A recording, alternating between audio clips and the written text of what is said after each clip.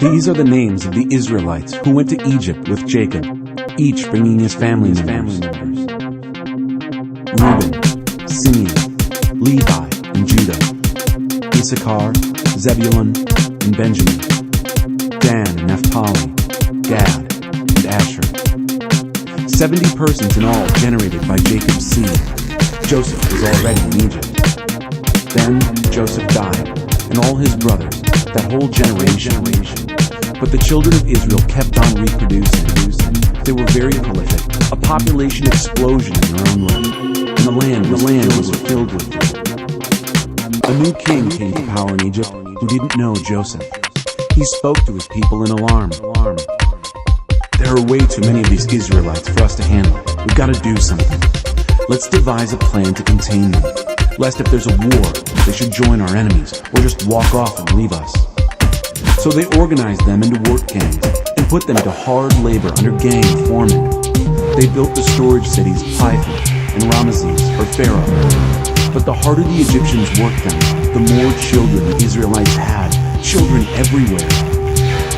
The Egyptians got so they couldn't stand the Israelites, and treated them worse than ever, crushing them with slave labor.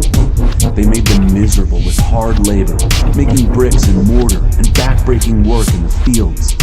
They piled on the work, crushing them under the cruel workload. The king of Egypt had a talk with the two Hebrew midwives. One was named Shiphrah and the other Puah. He said, "When you deliver the Hebrew women, look at the sex of the baby. If it's a boy, kill him. If it's a girl, let her live." But the midwives had far too much respect for God and didn't do what the king of Egypt ordered. They let the boy babies live.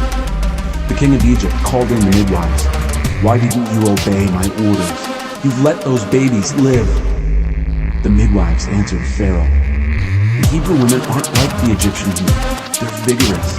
Before the midwife can get there, they've already had the baby." God was pleased with the midwives. The people continued to increase in number, a very strong people. And because the midwives honored God, God gave them families of their own. So Pharaoh issued a general order to all his people. "Every boy that is born, drown him in the Nile, but let the girls live."